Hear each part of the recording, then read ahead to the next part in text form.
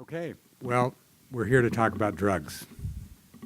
I'm Richard Kravitz. I'm director of UC Center Sacramento, and it's really great to have you all here for this next episode of our Capital Insights program, this time focusing on drug pricing with help from our colleagues at UCSF, as well as Consumer Reports and UC Hastings. In a moment, I'll turn the microphone over to Adam Studley, who will tell you how the program will proceed in detail. But for right now, just in general terms, we'll have presentations by the speakers sequentially for a period of time, followed by a very extensive question and answer period. And after we're all done with questions and answers, we can all move to the adjacent room for a reception that includes both food and beverages. I'm really excited about this program because drug prices are basically of interest to anyone who ever visits a pharmacy. Drugs account, as probably everyone in this room knows, for only about 10 or 11% of total healthcare expenditures nationally, but they've been rising faster than practically any other component of the healthcare index, and for the reason I alluded to before, because we all are involved in pharmaceutical purchasing for ourselves or our families. It's something that really hits home, really hits the wallet. So it's an area of great interest, an area of controversy, an area where perhaps the state of California can do something. So to find out more about that, we look forward to hearing from the panel, and to introduce them, Adam Studley.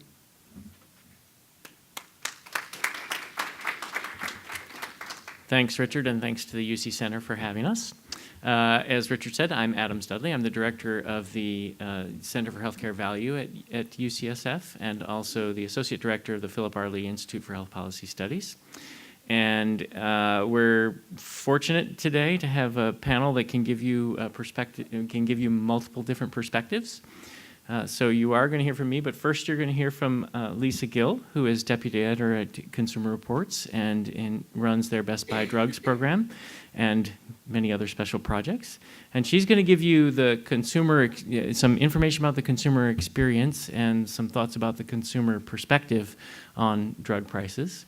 Then I will talk to you a little bit. I'm a lung doctor, and I'll talk to you a little bit about the clinical perspective on high drug price situations, and when drugs seem to be high value and high priced, and when they're low value and still high priced.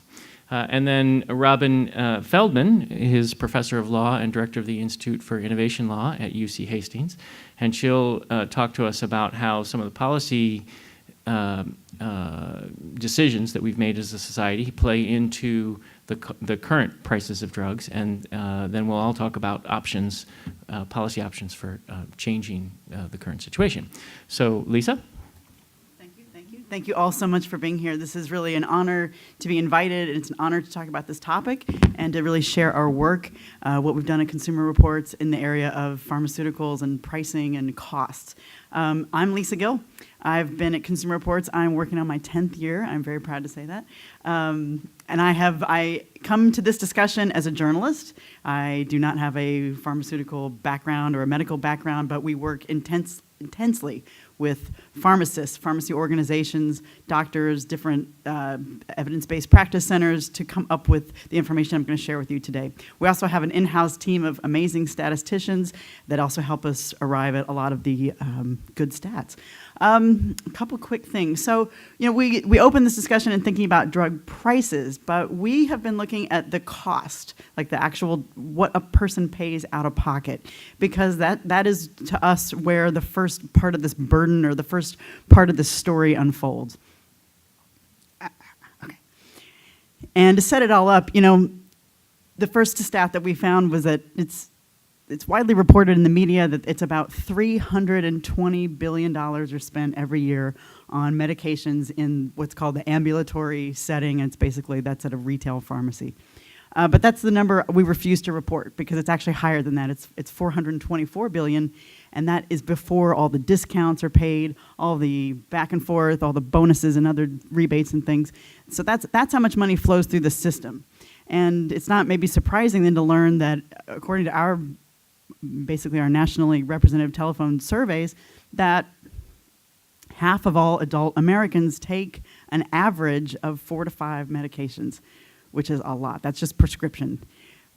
Our evidence also suggests, as you would not be surprised to hear, people take 1 to 2 over-the-counter drugs and maybe 1 to 2 vitamins or supplements. Okay. Part of the Best Buy Drugs program at Consumer Reports, we don't take any advertising or corporate donations of any kind. We only take subscriptions, individual donations, and grants. And I work on a grant project, and part of that project is using data like secret shopper data or nationally representative surveys to help us really understand what's a consumer's experiencing. So a recent one that we did back in March was that we asked them all kinds of things, but one of the things we asked them was, hey, when you go fill a prescription, how much are you spending? How many drugs are you taking? And oh, by the way, have any of your costs gone up in the last 12 months? And it turned out that 1 out of every 4 people who answered said that yes, they were paying more out of pocket for at least one medication. And then it wasn't just a little amount either. It was on the order of about $50 extra, and that's just in one specific drug that we asked about. I should say too that a quarter of people is somewhere around 28 million people face that problem in the last year, and that's for us been a showstopper. It made us really sit in conference rooms and on conference calls asking, what does that mean to people when a drug cost goes up? So a couple things. These reasons for you all who study in this area may not be surprising, but a lot of consumers don't realize why they may get to a pharmacy and all of a sudden a drug that was $10 one month is suddenly $40 or $50 the next month. And I'll go through them quickly, but the first one is high deductible insurance plans. 4 out of every 10 people have a plan like that, usually through their employer. And that means that they typically spend anywhere from $2,000 to $4,000 first out of pocket before any of their benefits kick in. In some cases, we have talked with families around the country whose deductible is in the order of $12,000 or $15,000 before they ever reach any pharmacy benefit. So they're basically paying cash prices and sometimes actually inflated cash prices. That's the first problem. The second problem is formulary changes. People don't realize what a formulary is. They don't understand tiering on a formulary. And so when they get that letter in the mail that says your drug moved from tier 1 to tier 3, they may not realize that just means it went from $10 a month to $50, $60 or higher, or worse, it's a co-insurance or co-share. So they may wind up at the pharmacy counter and not understanding why all of a sudden they're paying more money for the same old drug. Third thing is actual high prices of drugs, which my colleagues will talk quite a bit about. Those high prices have changed how much people pay, have increased how much people have to pay for their premiums, and changed also put a lot of pressure on those formularies. Okay, so we started to look at, well, what happens when that cost goes up? And we found that people do some pretty dangerous things, and there is actual real suffering as a result, both financial suffering and health suffering. So in a survey that we did about 1.5 years ago, we called more than 4,000 people, and about 2,000 of them took regularly prescription medication. And part of our entire sort of effort was to understand, again, how many drugs they took, how were they acquiring them, were they sharing them, were they taking expired meds, did they ever talk to their doctors about how much that drug costs. What we learned is that if their costs had gone up, 47% of those people had done something that was unsafe. They split medications, they shared them, they didn't fill prescriptions, versus 27% of people who did things that were unsafe but whose costs did not go up. Okay. I broke out, this slide and the next slide sort of break out differences between people whose drug prices, their drug costs had gone up a little bit or a lot, and this versus people whose prices did not change. You can see that 30% report that they did not fill the prescription because they could not afford it, versus 11% who also didn't fill prescriptions, but they just simply couldn't afford them. 17% skipped a dose. 13% cut pills in half without checking with a doctor or pharmacist. By the way, 30% of people, it translates to actually between like 4 and 6 million people. And I just want you to think about that for a minute. Most of us in this room are probably decently insured, either through our employer or through university or other places that we work.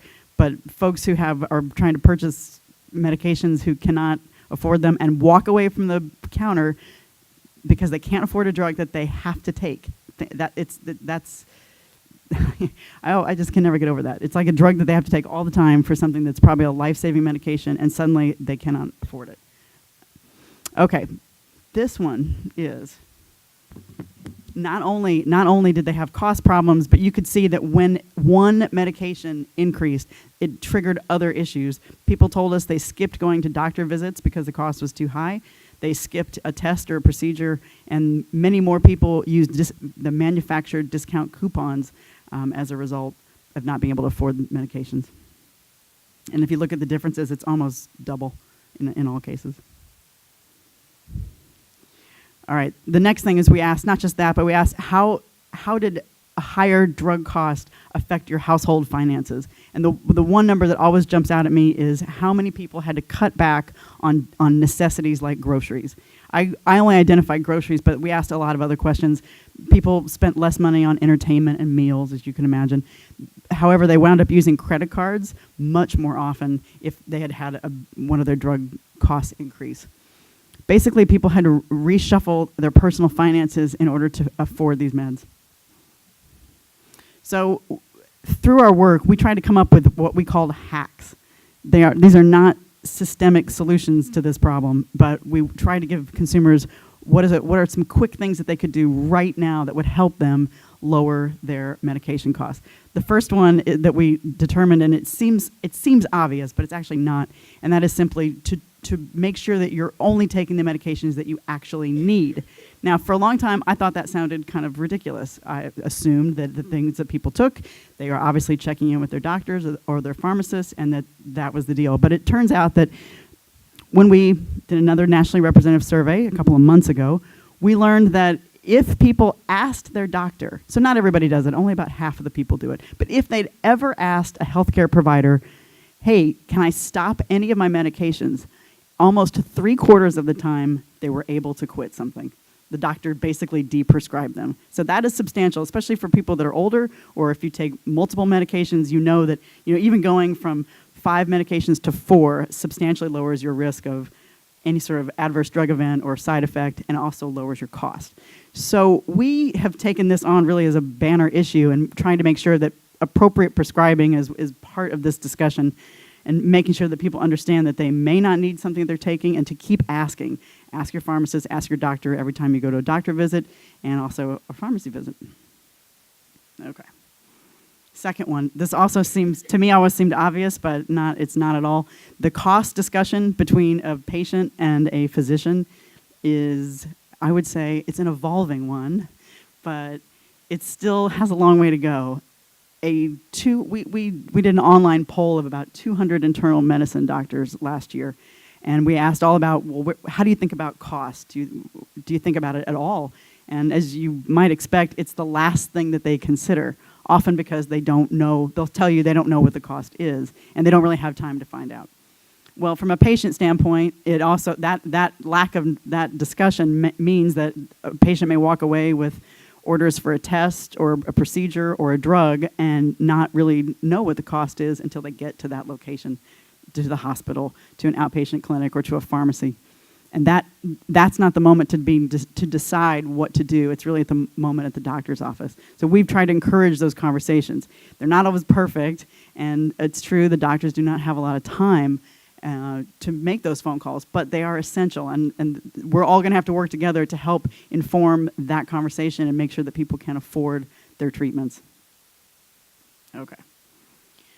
Number 3, this was you may be aware that places like Walmart, CVS, Sam's Club, Kroger, basically every retail chain in the country has hundreds of generic drugs that are available without insurance that you can get for as little as $4 for 1 month or $10 for 3 months. Now, these programs are not perfect, but they can offer people who have, maybe they're on a high deductible plan or sort of just questionable coverage is too expensive. It gives them an option. Also, these plans, not really a plan, these generic drug programs, they don't cover every single generic or every single strength, but they cover the most common. And we encourage people to at least ask the pharmacist, is my drug on any of your discount lists? Because it's not uncommon that 1 or 2 may be there. Number 5, I'll come back to number 4 in a second, because this is like the most controversial. So in thinking about those $4, $10 programs, we also encourage consumers to not automatically assume that their insurance is the best deal. And there's a lot of interesting reasons for that. But one of the things our secret shoppers have found is if you ask a pharmacist, what is your lowest possible price? Am I getting the best deal possible? You can see additional discounts off of a retail price. And sometimes in certain stores, even within the same zip code, that retail price may be lower than your insurance copay. And if you have a high deductible plan where you're paying out the full amount anyway, and you may feel like you're never going to reach that deductible, a $10 generic Lipitor at Costco may be your better option. So we encourage people, ask the question, is this the lowest possible price? Don't necessarily assume that your insurance is going to give you the best price.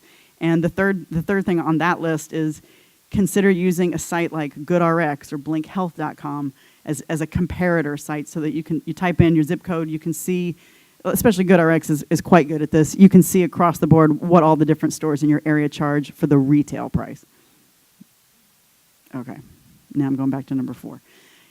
The last one is, I also generally assume that people were taking medications that were the lowest price or the generic versions whenever possible, but that's not always the case either. We talked to a woman last year who emailed us and said, I have terrible migraines and my doctor put me on a drug called Trexamet, but it's so expensive. My insurance doesn't cover it very well, and it's hundreds of dollars a month. And actually, yesterday, before we gathered for the first time, I took a look at how much Trexamet costs right now. You could buy it at healthwarehouse.com for $834. So if you think, oh, maybe it's a cure or it's like the most wonderful migraine treatment, but it's actually not. It's an old drug, sumatriptan, combined with a drug everybody knows, naproxen, which you could get for $16 for sumatriptan and $6 for naproxen. So we let her know, we don't know why your doctor has put you on Trexamet, but you should really spend just $32 and get basically the same thing. My email, when I have discussions like these, I love to talk to people afterwards. So if you want slides or any of the data, or you want to tell me I'm wrong or there's a way to improve it, I would love to hear from you. So definitely, it's Gill@consumer.org. Thank you. So I'm going to talk to you about the clinical situations in which new drugs are introduced, and they're not all the same, and the drugs that are introduced are not all the same. So sometimes a drug really is a game changer from a clinical standpoint, and can cure a disease or can significantly improve quality of life if you have to live with a disease. And other times it's a very small increment in terms of what we can do for people who are suffering. And yet we see high prices in numerous different situations. I'll start by positing that we're going to talk about policy as this panel goes on, and we ought to consider that policy doesn't have to be the same. Right now, a patent is a patent, and they're the same length, but it doesn't have to be that way. That's not actually in the Constitution. Patents are in the Constitution, but how long they are is a non-constitutional policy. It's a law, and we can change those things. And we can make them more flexible. And then I'm going to address a common refrain that you hear in debates about drug prices from drug manufacturers, which is that the prices don't actually matter because no one pays them. And when price increases occur, that there will be accompanying discounts, and no one really knows that the price increases matter at all. And so we'll look at data as to whether or not that is correct. So first, I'll just highlight that this is not a small problem. Lisa told you about how many people and how many prescriptions and how much money, but I just want to highlight an international comparison. So other countries that are developed countries, good places to live, actually have much lower drug prices than we do. And so it is at least possible that a developed nation could adopt a set of policies that left it in a different place than we find ourselves. And the United Kingdom, for instance, for a market basket of drugs, pays a little bit less than half what we pay. I also, since I'm trying to tee up policy issues, I want to highlight how many people are involved in this market. So from the outside, it might look like you've got the patient who needs the drug manufacturer who needs it, and the pharmacy where they pick it up. And of course, the drug manufacturer should get paid, and the pharmacy should get paid. Many people don't realize how many other parties there are between the drug manufacturer and the patient. And so this is just an example of a payment stream where the patient pays $25 and the insurer on behalf of the employer pays $232 in, so you get a total of $257 in.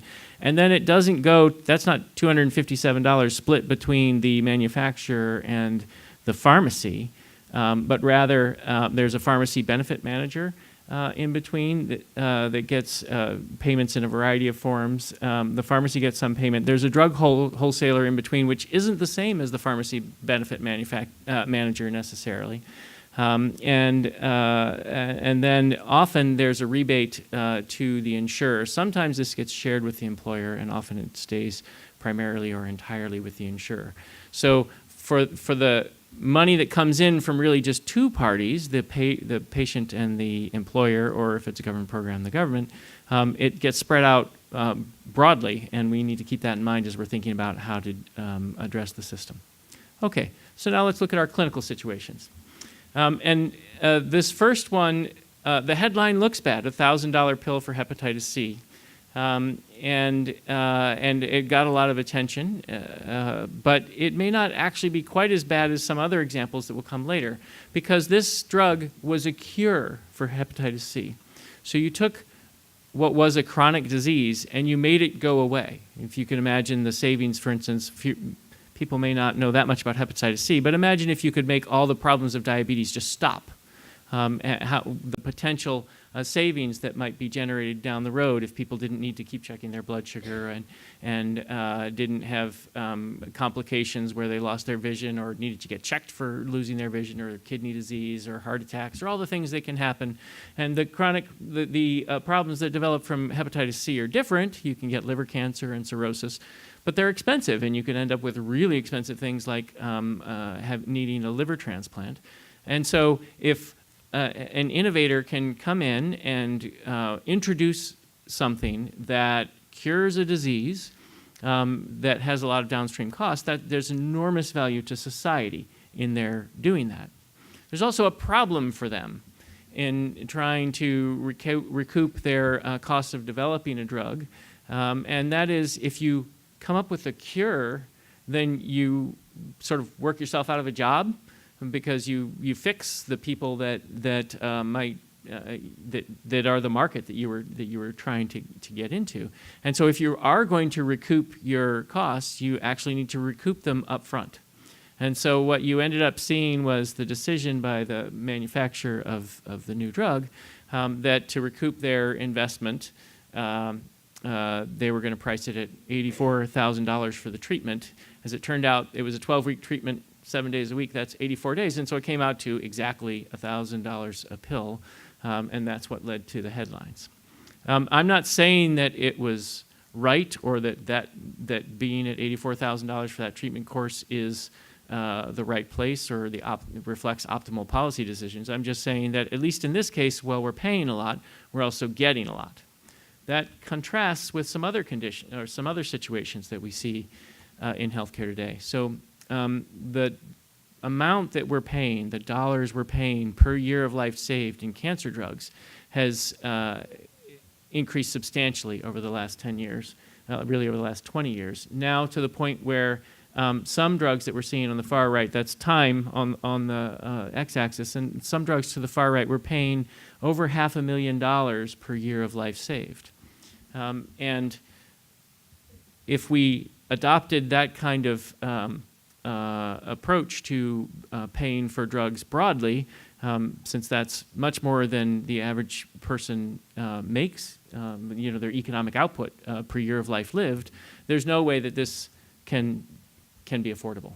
And cancer writ large, all the different kinds of cancers rolled up, very common disease. So if this is what we're going to opt for, policies that leave us at $500,000 per year of life saved for cancer, it's going to be very difficult for society to support that over time. So that sounds bad, but this is perhaps even worse. This is a new antibiotic that was introduced that has been shown the main thing that's been shown is that it increases mortality when you use it. So a black box was added to the labeling. And afterwards, the manufacturer just increased the price by 20%.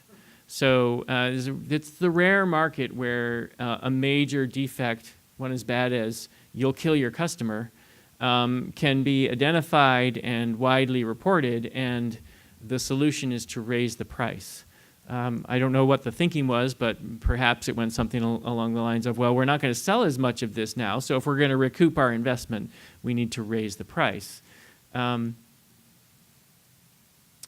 Yet another situation is when there's a drug that has been around for a while, the generics, and yet still the price seems to increase rapidly. So the example of Martin Shkreli and Turing Pharmaceuticals and Daraprim got the most initial headlines. The EpiPen example also got a lot of headlines. So an EpiPen contains epinephrine, which has been around for decades, and at the time that Mylan, the company that did all the price increases, bought it, had been generic for a long time. The drug is in an injector, so the patient can administer it to themselves. The development of that injector was largely paid for by the U.S. government that was looking for battlefield treatments and wanted an injector to cover a variety of different options or different possibilities that might arise on the battlefield. So it's a generic drug in something that society already paid for which society already paid the development costs, and yet its price was increasing rapidly over the last 12 years or so. And it was doing it mainly in the United States. So the big bar, it doesn't matter what the actual prices here it's the relative thing I want you to see. The big bar is the United States, and the little tiny bar over there is the UK, and the smaller bars in between, still way less than half, are France and Germany. So this is another example of highly or developed economies. Other developed economies are able to get very different drug prices through a very different set of policies about innovation and drug markets than the United States has.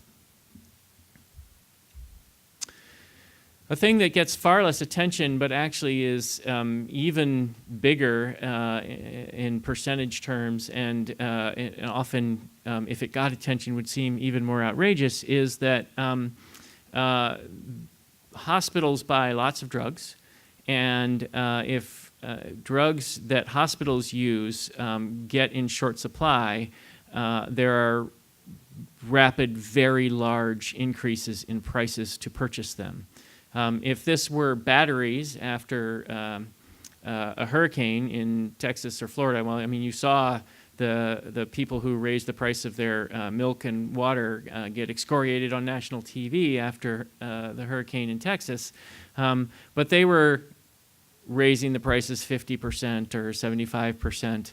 And the reason it got so much attention was because the public could see it. In the hospital industry, the prices are thousands of %, and it can be for stuff as even more simple than batteries. So there was a crisis at one point in the manufacture of saline. That's just the saltwater bags that you hang to run the drugs through, and sometimes you give it to people if they're dehydrated. So it's potentially life-saving, but it's never more than salt and water. and it's never expensive to make. And yet you saw the price of saline go up by thousands of percent. And then the last situation is when there's no innovation at all. So it's not a generic issue. It's the transition from brand to generic. And manufacturers have at times opted to pay generic potential manufacturers. So the original brand manufacturer has opted to pay potential generic manufacturers to delay the introduction of generic drugs. And we've adopted a set of policies that allows the following to happen. A manufacturer pays and is found guilty of illegally paying in a pay-for-delay settlement, gets $4 billion in revenues and pays $125 million in penalties, and then doesn't even feel bad about it. Feels like that was clearly the right thing to do, and our board and Wall Street are happy about it. And we set up the policies that allow that kind of thing to happen. And so again, it's a choice. It doesn't have to be that way. So now let's switch gears a little bit and ask, when prices increase, who pays? This is apropos of some of the conversations that that happened around, for instance, the EpiPen. We analyzed claims from a group of insurance companies. I'm not allowed to tell you who, but it was a national sample with tens of millions of claims involved. And it is true. And we looked at the top 25 drugs for which commercial insurers paid the most in 2014. And then among those, we sorted out, because we were going to look at changes over a 5-year period, we threw out those where there was a change where you'd expect the price to increase. So for instance, if a brand drug went generic. So we ended up with 15 drugs that we were going to take a look at. And there were indeed discounts for all of those drugs. And sometimes they were large, but on average they're about 25%. So it is true when they say that there are discounts and that people rarely pay the list price.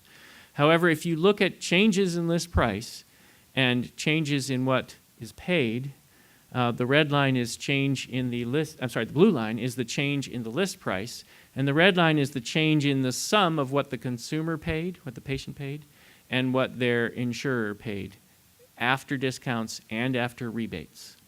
And what you see is, in fact, when the list price goes up, the total amounts paid go up right along with it. Quite tight correlation there.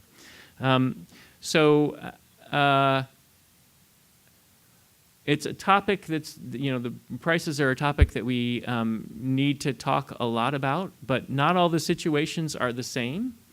And there are big differences in how much value we're getting, and we might want to have different policies for different situations.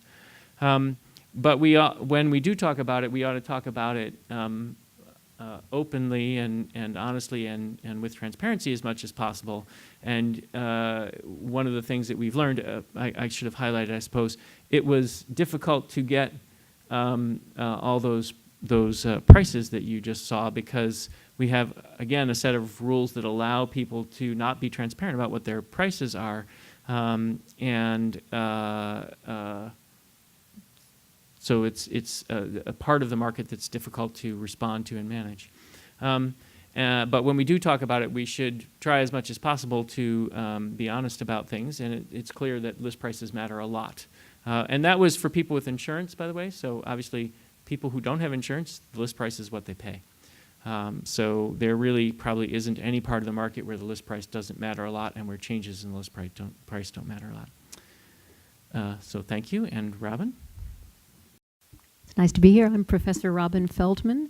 I am a professor of law and director of the Institute for Innovation Law at UC Hastings. I get to go third, So hopefully I can keep your attention. I think I will. In particular, I have some data to show you that we just released yesterday and that has made a big splash. It was carried as breaking news by Bloomberg, and I've heard based on that from people all over the world about it in the last day. So I get to share hot off the presses with you as well. So as others on the panel have noted, headlines, medicines are making headlines these days, not for their ability to save lives, but for their skyrocketing prices. So prices for the 30 best-selling drugs have risen 8 times faster than inflation, and the cost of prescription medicine is growing faster than any other form of healthcare spending, and that includes hospitalization and nursing care. The rising prices are a boon for the pharmaceutical industry. For example, 80% of the growth in profits of the 20 largest drug companies came from price increases, not from new drugs, just from raising the prices on their existing drugs. And these prices are causing real pain for patients, for the healthcare system, and for governments. So if you think about the drug that was discussed earlier, Gilead's hepatitis C drug, which cost $84,000 to treat a single patient. The state of California reportedly has spent $387 million. That's $387 million just for one drug, and just for one drug that has been out only for 3 years. You can imagine what those kinds of costs do for a healthcare system, and that's only one drug, and it's not by far the most expensive drug that's out there right now. So to put it simply, states are increasingly being forced to choose between patient health and staying afloat, and that is true for states as well as for individual patient budgets.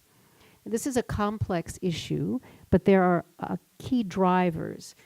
One is what I would call extending the protection cliff. So patents are supposed to last for a limited amount of time, after which generics are supposed to enter the market and drive prices down. That's not what's happening. Rather, drug companies are piling new protections onto their drugs, one after another, pushing the protection cliff out farther and farther.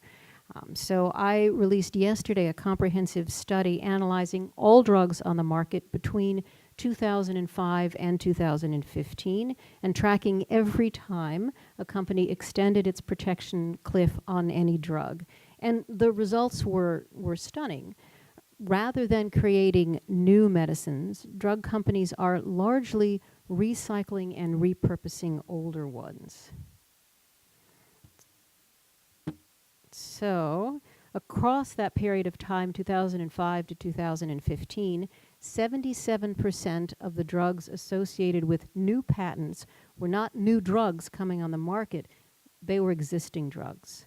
In other words, we are lavishing rewards on existing drugs, allowing companies to keep extending their competition-free zones and blocking competitions, which is what is part of what's keeping prices so high. Now, extending the protection cliff is particularly pronounced among best-selling drugs. So of the roughly 100 best-selling drugs, 76% extended their protection cliff at least once, and almost half extended the protection cliff more than once. Now, among the many ways to extend the protection cliff, getting an orphan drug designation was particularly popular. A drug doesn't have to be new to get an orphan drug designation, and the designation gives you 7 more years of protection. It's a little like winning the lottery if you are a drug company. And our study showed that the number of old drugs adding an orphan drug exclusivity has tripled between 2005 and 2015. And actually, if you look at the period from 2010 to 2015, it's quadrupled. It's become very popular in a very short period of time. Now, why is it bad to recycle and repurpose all old drugs, to make small changes in drugs and then get some new protections for them as well? There's different things that are going on, but different questions that I hear. So tweaking an existing drug, like some of the descriptions you've heard before, may be enough to get you through the Patent and Trademark Office, but there may be very little effect for the patients who are involved. this is particularly true for getting something like an orphan drug designation at the FDA. So the FDA has said that in order to get this drug designation, the orphan drug designation, you don't have to show that there's a patient benefit at all. In other words, you get a marvelous new protection, but you don't have to show that you've actually given anything for it. We are lavishing these rewards without asking for very much in return. In short, the misuse of the patent and regulatory systems isn't limited to a few pharma bad apples. It's not Martin Shkreli, it's not just Valiant. It is business as usual throughout the industry, and as the previous speaker pointed out, it's the policies that we have in place that are incentivizing companies to do this.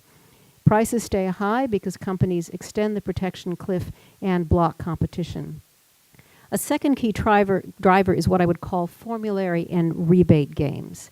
Now, most people don't pay cash for their medicines.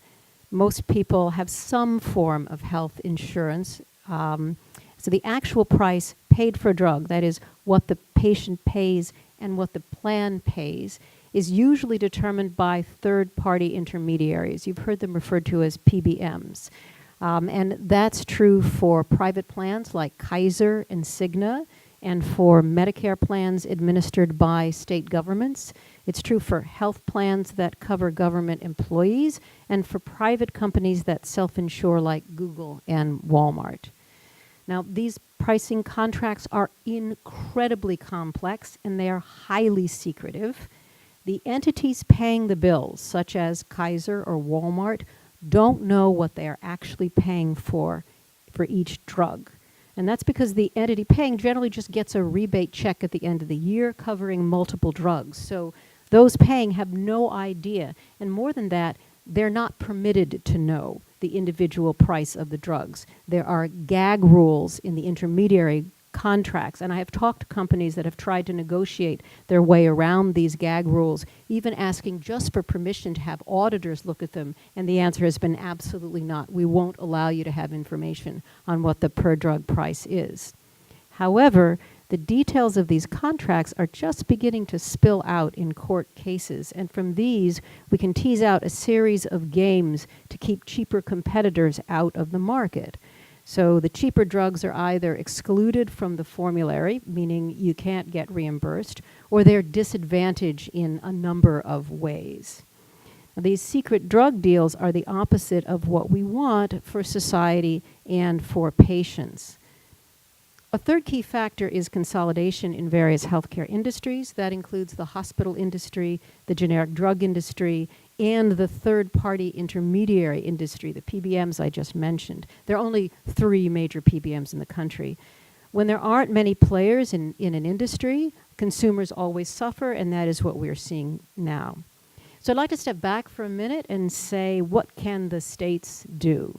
Isn't this just a federal problem? Is there any role that states can play in this? And the answer is absolutely. There are very important roles that states can and should be playing. And I'd like to outline a few areas in which state activity by the legislature and regulatory bodies could go a long way towards easing the problems that we're talking about. The first is transparency, because a little sunshine goes a long way. Competition thrives on information, and in contrast, the kind of game playing I've just described thrives on secrecy that makes such strategies difficult to detect and to combat. States can help with transparency in several ways. So first, states may be able to require pharmaceutical companies and third-party intermediaries to disclose cost and agreement information. That's particularly true when the state is paying the bill, such as with Medicaid programs and state employee health care programs. Those are ripe for the governments to say, you should make this information known to us and to the public. It may also be true with private insurance plans to the extent that they are regulated through the state. Second, pharmacy substitution laws, that is when a generic can be substituted for a brand name drug. These are all state-based, and they are the subject of some of the game-playing techniques that I described. States may be able to both regulate those games and require greater transparency through the legislative systems and the regulatory systems that surround this, as well as impose penalties on those who abuse the state processes. Third, so-called patient advocacy groups are frequently funded by pharmaceutical companies themselves. Now, this poses a conflict of interest about when the group lobbies for state policies that favor those pharmaceutical companies who are funding the group. States may be able to enact sunshine laws requiring donors to the patient advocacy groups so that when a patient advocacy group appears before a state agency or a state regulatory body, they have to reveal information about where their funding comes from. Another possible area for state action concerns application of state antitrust laws. States can pursue antitrust actions against pharmaceutical companies or against the third-party intermediaries, the PBMs, for anti-competitive behavior. In addition, State Attorney General has the power to allow in-state mergers to go forward on the condition of conduct remedies supervised by the state.